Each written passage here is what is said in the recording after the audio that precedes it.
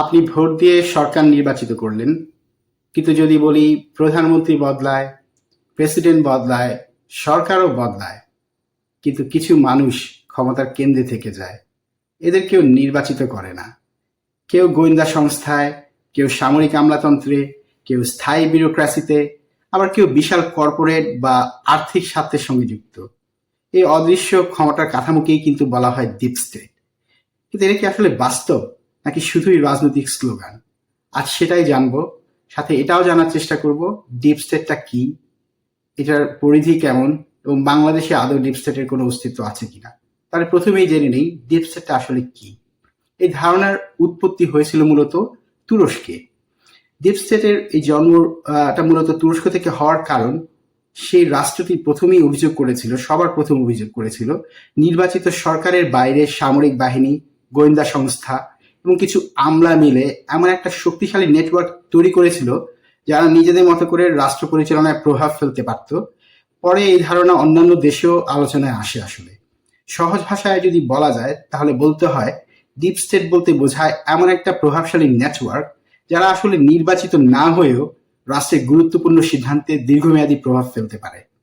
তবে সব গবেষক কিন্তু একমত নন। অনেকেই বলেন এটি আসলে একটি ষড়যন্ত্র তত্ত্ব, আবার অনেকে বলেন রাষ্ট্রের স্থায়ী প্রতিষ্ঠানগুলোর মাঝে এক ধরনের প্রভাব থাকবে এবং তারা প্রভাব বিস্তার করার চেষ্টা করবে। এটাও কিন্তু স্বাভাবিক। এক্ষেত্রে আমেরিকার উদাহরণটা কিন্তু প্রিয় দর্শক তোলাই যায়। সেটা হচ্ছে 2016 সালে ডোনাল্ড ট্রাম্প যখন ক্ষমতায় এসেছিল, তিনি কিন্তু বলেছিলেন যে আমেরিকায় ডিপ স্টেটের অস্তিত্ব আছে।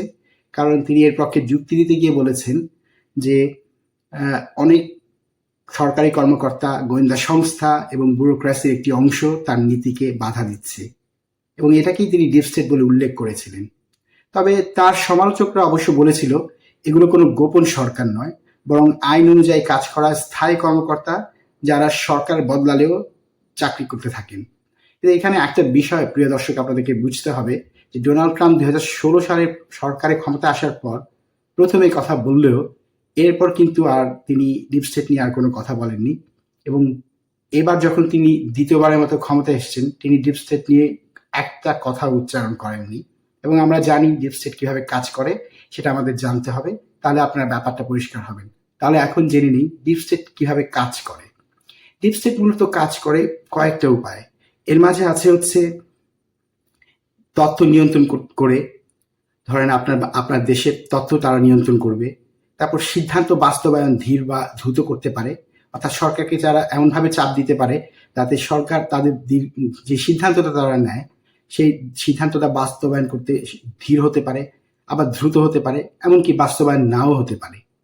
গোয়েন্দা তথ্যের মাধ্যমে রাজনৈতিক চাপ সৃষ্টি করতে পারে, আবার বড় কর্পোরেট ও নিরাপত্তা প্রতিষ্ঠানের সঙ্গে দীর্ঘমেয়াদী সম্পর্ক গড়ে তুলতে পারে। তবে এগুলোর সবই যে সব দেশে একসাথে ঘটে এমন নয়। দেশভেদে কিন্তু এর নানান সব অস্তিত্ব আছে। যেমন ধরেন আমেরিকায় এখন কিন্তু এটা অত্যন্ত শক্তিশালীভাবে প্রচলিত যে আমেরিকার পররাষ্ট্রনীতির একটা বিশাল অংশ নির্ধারণ করা হচ্ছে ইসরায়েল। কেন ইসরায়েল? কারণ হচ্ছে আমেরিকায় যারা সংসদ, বা আমরা যেটাকে সংসদ বলি, ওরা সেটাকে কংগ্রেস বলে এবং সিনেট বলে। সেই কংগ্রেস ম্যান ওমেন, মানে যারা হচ্ছে কংগ্রেসে নির্বাচিত হয়, সিনেটে নির্বাচিত হয়, তাদেরকে আসলে লবিস্টরা ডোনেশন করে যাতে তারা নির্বাচন করতে পারে। এবং এই লবিস্টদের একটা বিশাল অংশ কিন্তু ইসরায়েলের লবিস্ট। সুতরাং তারা যখন সংসদে যায়, কংগ্রেসে যায়, সিনেটে যায়, তারা কিন্তু তখন এই লবিস্টদের কথা শুনে এবং ইসরায়েলের পক্ষে কাজ করে। এবং আমেরিকা এখন এ নিয়ে ব্যাপক আলোচনা চলছে। এটাকেও কিন্তু ডিপ স্টেটের একটা অংশ বলে ধরে নেওয়া হয়। তাহলে এবার আসি, বাংলাদেশে কি ডিপ স্টেটের অস্তিত্ব আছে কিনা, কিংবা যদি থাকে সেটা আসলে কিভাবে কাজ করছে। এর সরাসরি এবং স্বীকৃত কোনো উত্তর কিন্তু নেই আসলে। কারণ এমন কোনো নির্ভরযোগ্য প্রমাণ নেই যে বাংলাদেশে একটি একক গোপন ডিপ স্টেট নেটওয়ার্ক রয়েছে। তবে এখানে একটি কথা বলতে হচ্ছে, সেটি হচ্ছে যে অন্তর্বর্তী সরকারের একজন সাবেক উপদেষ্টা আসিফ মাহমুদ, তিনি কিন্তু বলেছিলেন যে ডিপ স্টেট তাদের সরকারকে আসলে প্রস্তাব করেছিল মেয়াদের সরকারে থাকার জন্য।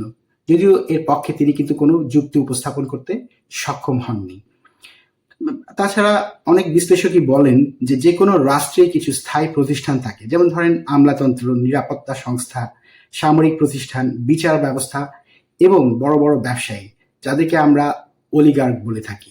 যেমন ধরেন বাংলাদেশে এস আলম, তারপরে ধরেন বসুন্ধরা, এই ধরনের আরো বেশ কিছু বড় বড় ব্যবসায়িক প্রতিষ্ঠান আছে, যাদের কিন্তু এক ধরনের ক্ষমতা আছে সরকারের সিদ্ধান্ত বদলে দেওয়ার, কিংবা সিদ্ধান্তে যে কোনো রকম প্রেশার ক্রিয়েট করার, কিংবা এমনকি নীতি নির্ধারণের ক্ষেত্রে কিন্তু তারা ভূমিকা রাখতে পারে। এখন তারা কি আদৌ রাখে কি রাখে না, নাকি এটা ষড়যন্ত্র তত্ত্ব? প্রিয় দর্শক, এই বিষয়টা আমি আপনাদের হাতে ছেড়ে দিলাম।